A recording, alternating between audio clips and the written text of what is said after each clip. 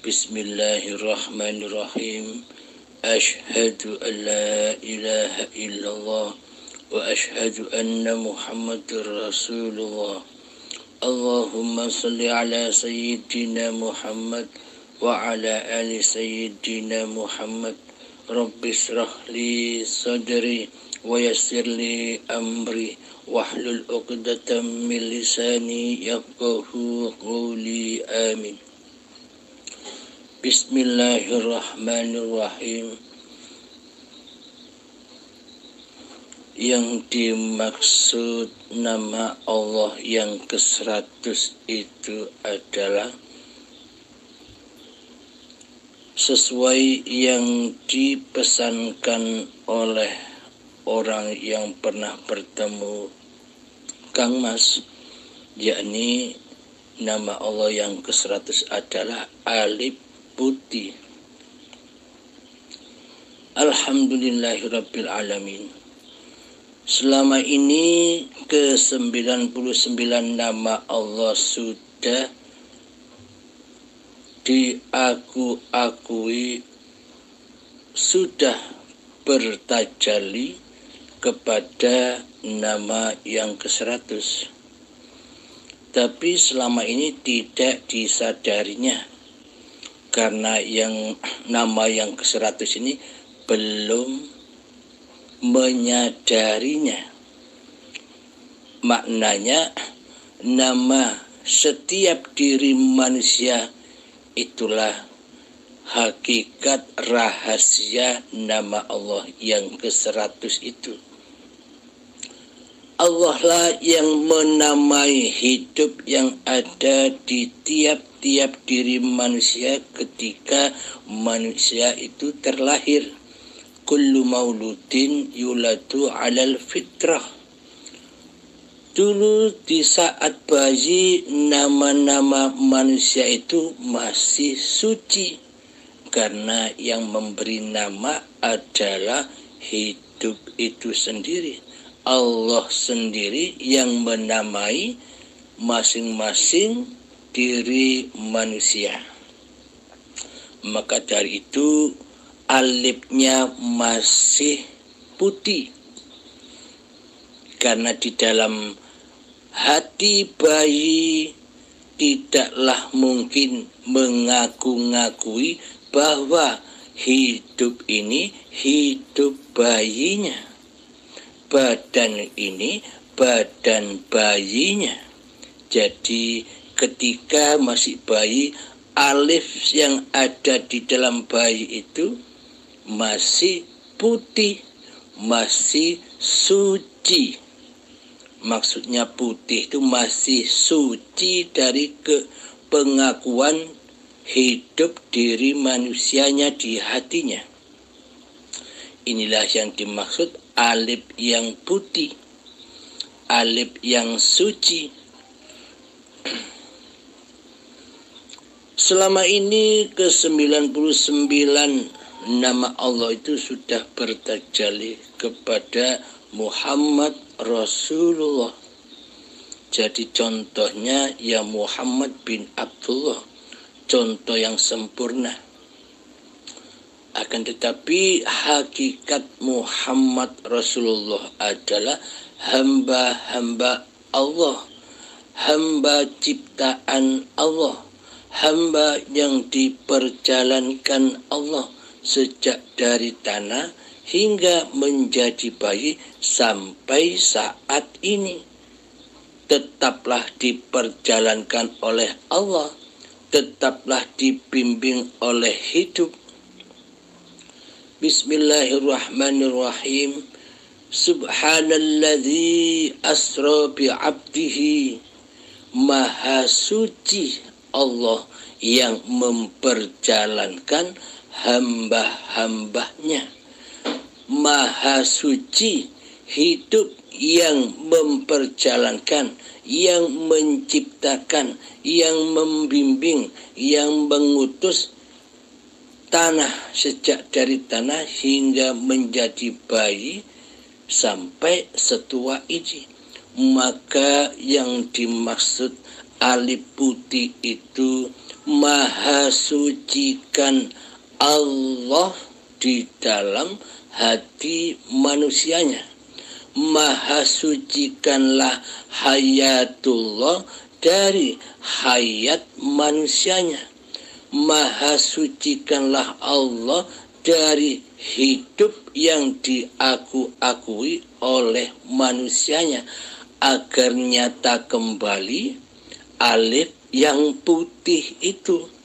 Jadi maksudnya alif putih itu mensucikan hayatullah daripada mensucikan hayat manusianya di hatinya. Karena selama ini hayat yang diaku-akui sebagai hayat manusianya, inilah kenajisan yang ada di dalam hati. Inilah kekufuran-kekufuran yang ada di dalam hati.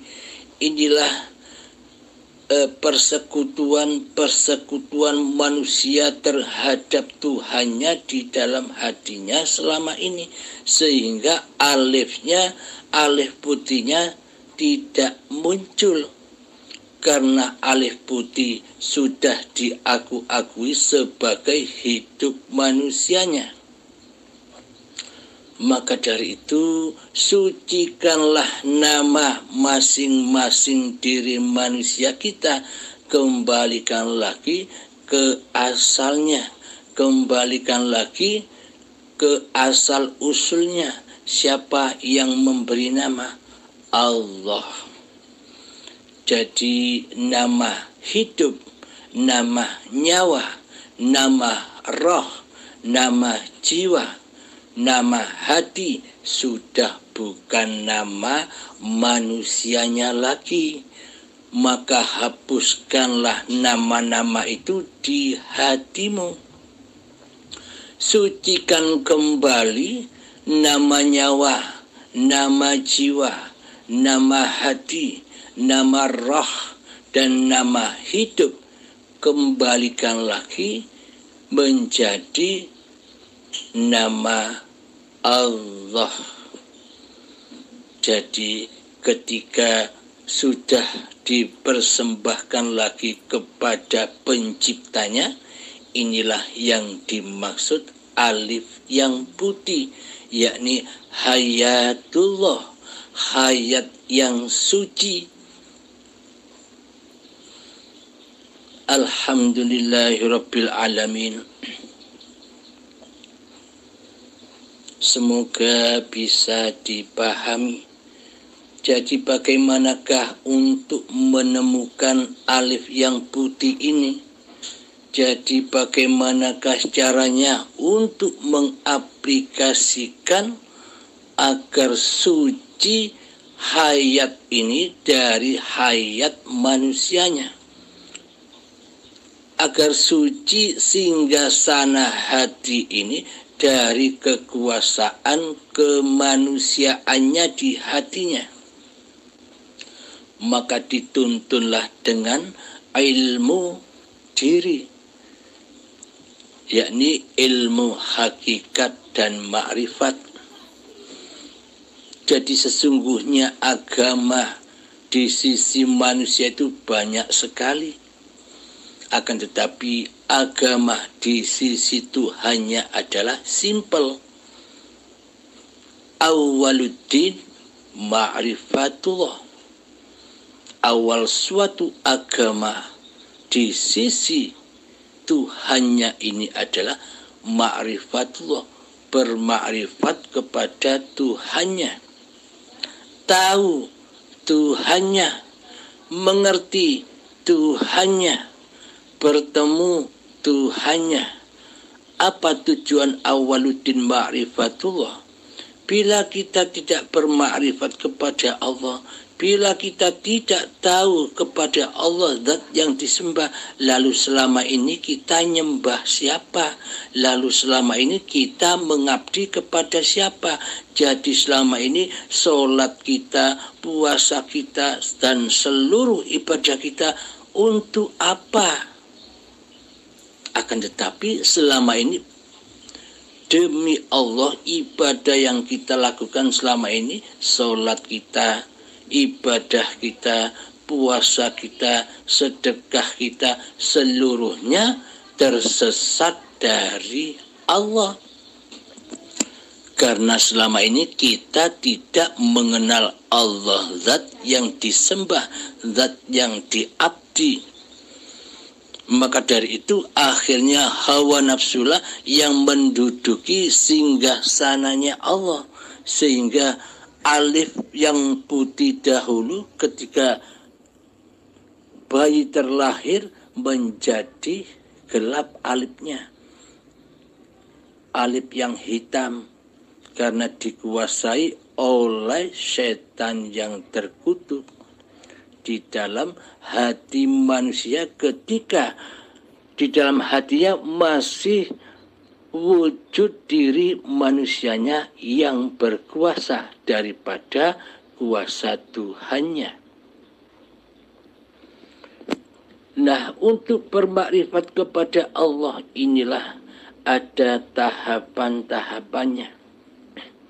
Sebelum bermakrifat kepada Allah, bermakrifatlah kepada diri manusia kita.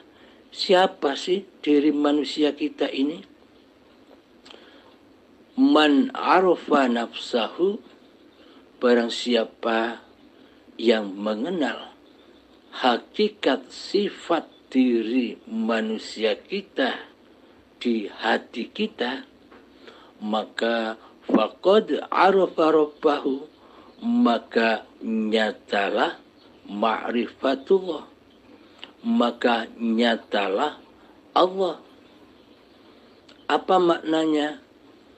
Jadi sekali lagi dan sudah sering saya katakan bahwa yang makrifat itu bukan manusianya.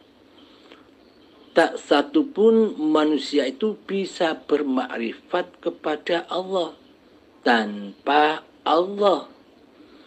Jadi araftu rabbi bi rabbi, aku mengenal Tuhanku dengan Tuhanku. Aku mengenal hidup Tuhanku dengan hidup Tuhanku pula. Man arafa nafsahu, barang siapa menyadari hakikat sifat diri sejati manusianya, yang mana sifat hakikat diri sejati manusianya itu adalah kebalikan dari Sang Pencipta. Jadi hakikat diri sejati manusia itu adalah ciptaan.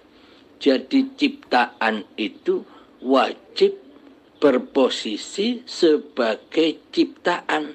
Jangan berposisi hati sebagai pencipta. Kenapa selama ini kita berposisi hati sebagai pencipta? Karena selama ini kita tidak mengenal Allah sebagai Sang Pencipta di hati kita.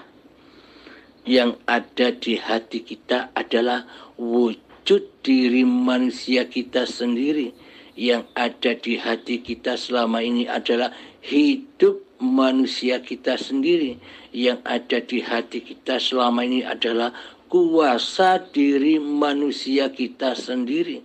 Yang ada di dalam hati kita selama ini wujud kekuatan diri manusia kita sendiri, wujud ilmu kita sendiri, wujud penglihatan, pendengaran, dan berkalam-kalam diri manusia kita sendiri di hati kita selama ini, yang nyata di hati kita. Inilah PR seluruh manusia, yakni agar bagaimana alif yang menghidupi hidupnya manusia ini agar suci, putih kembali dari kemanusiaannya. Maka dari itu kembalilah manusia, bermakrifatlah manusia, kepada hakikat diri sejati manusia, yakni bila yang wujud Allah maka ciptaan, maka berposisilah kepada ketiadaan. Bila sang pencipta itu hidup, maka yang dicipta berposisilah sebagai yang mati. Namun selama ini yang menjadi Allah kan kita. Kita tidak terasa, seolah-olah sifat-sifatnya Allah sudah kita ambil alih semua. Sementara Allah kita posisikan di dalam makhluk, di dalam sifat-sifat muhalnya Allah selama ini. Di hati kita Allah tidak hadir, di hati kita Allah tidak wujud, di hati kita Allah tidak hidup, di hati kita Allah tidak kuasa dan sebagainya. Seolah-olah Allah itu ciptaan manusia, seolah-olah demikian. Karena yang merasa menjadi sang pencipta di hati ini, di hati kita selama ini adalah diri manusia kita sendiri yang merajai singgah sananya alif yang putih ini. Jadi pada intinya alif yang putih inilah permata-permata yang hilang itu.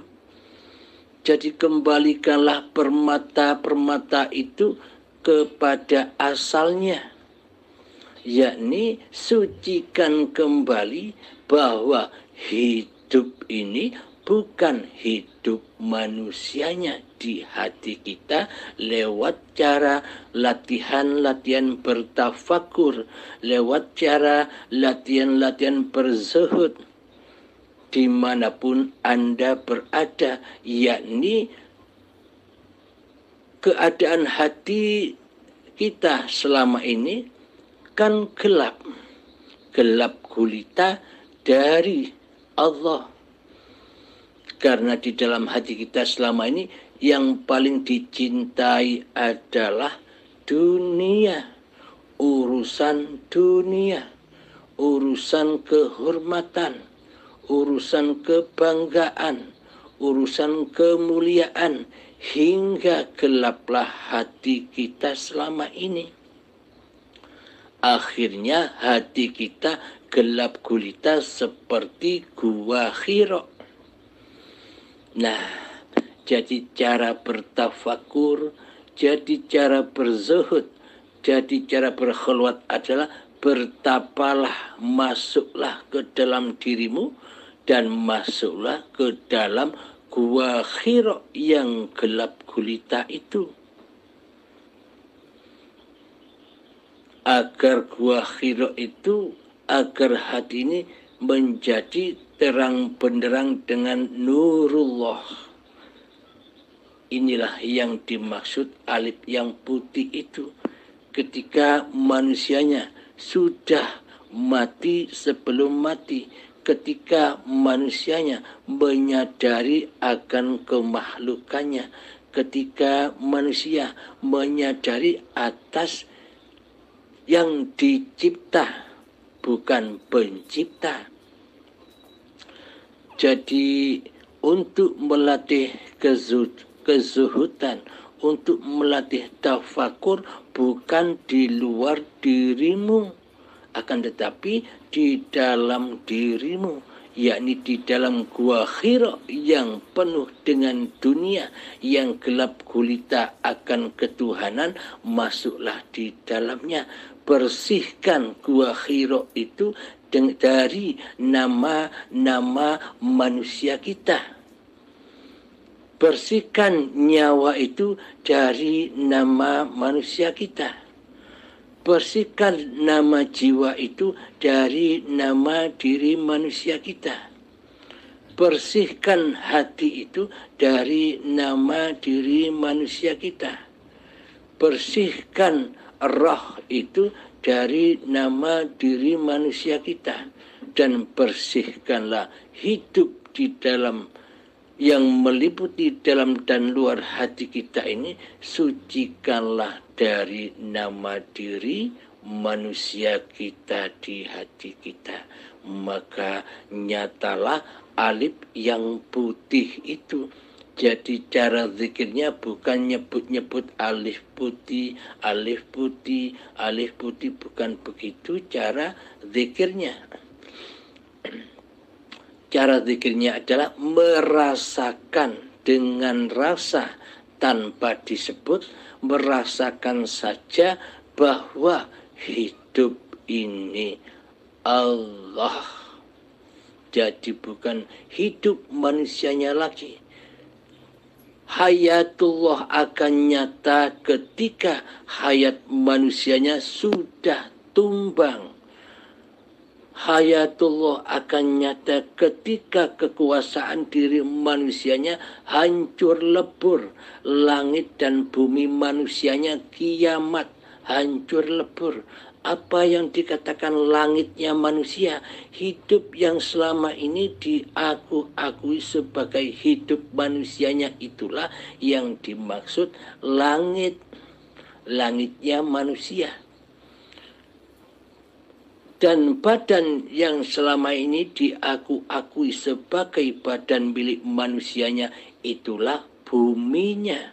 Jadi langit dan bumi manusia dihancur leburkan di dalam kiamat kubro.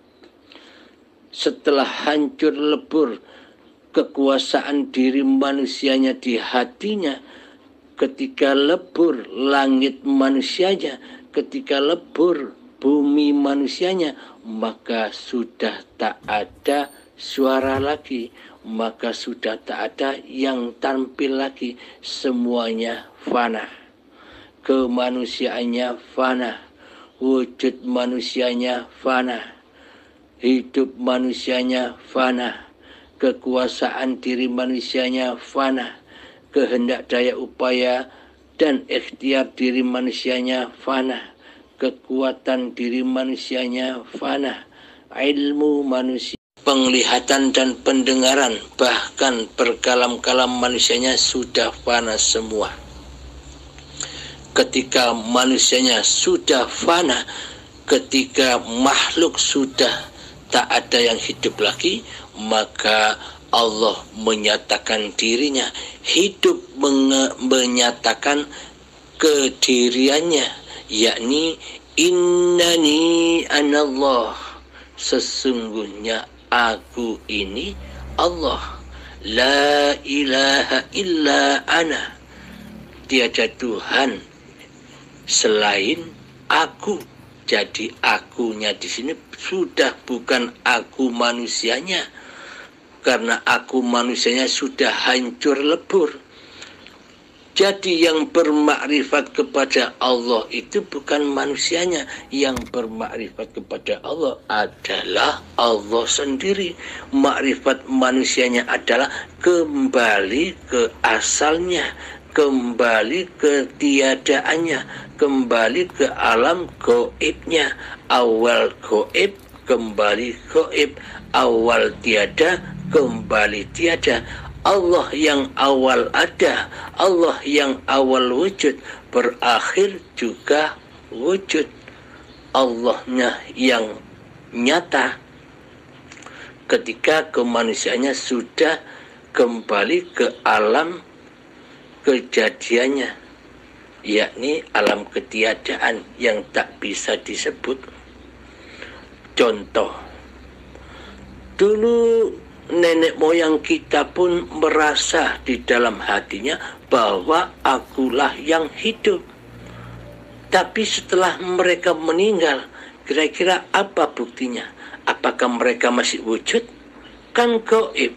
Dari yang gaib kembali gaib. Tinggal ceritanya doang. Kemudian kita pun demikian.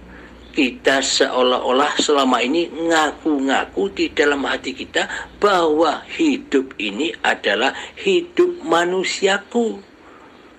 Hanya sementara saja, sebentar lagi juga kembali ke tiadaan gaib. Jadi anak cucu kita besok juga hanya mendengar sejarah cerita kita saja, karena kita sudah kembali kepada alam kegoiban. Anak cucu kita, cicit kita hanya mendengarkan kisah-kisah diri kita saat ini, karena kita sudah tidak ada lagi, hanya tinggal ceritanya saja. Sama terus menerus demikian. Karena hidup inilah Allah yang hidup terus menerus mencukupi dan mengurusi seluruh makhluk ciptaannya. Bila kita sudah kembali ke alam keabadian, bila kita sudah menyadari bahwa sesungguhnya diri manusia kita ini gaib, maka nyatalah apa yang dikatakan orang yang pernah mengijazahkan kepada Anda, yakni alif putih. Maka sucilah hayatullah dari hayat manusianya di hatinya. Jadi bukan manusianya yang makrifat, Allah lah yang makrifat ketika manusianya sudah tidak bermakrifat lagi. Bila manusianya masih merasa bermakrifat di hatinya, bila di hati manusianya masih merasa dirinya bermakrifat kepada Allah, itu jauh kebalik, pemahaman yang kebalik. Bila masih di dalam hati kita manusianya yang masih merasa bermakrifat kepada Allah, ini dusta.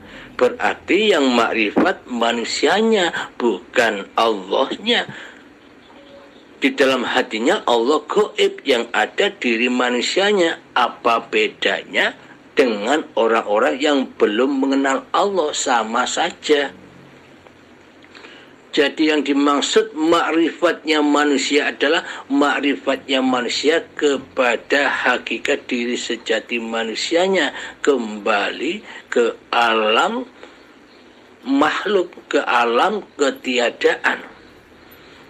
Ketika manusia sudah kembali ke alam ketiadaannya, maka nyatalah yang bergelar di alam semesta ini hanyalah alif putih itu, yakni hayatullah. Alhamdulillahirabbil alamin.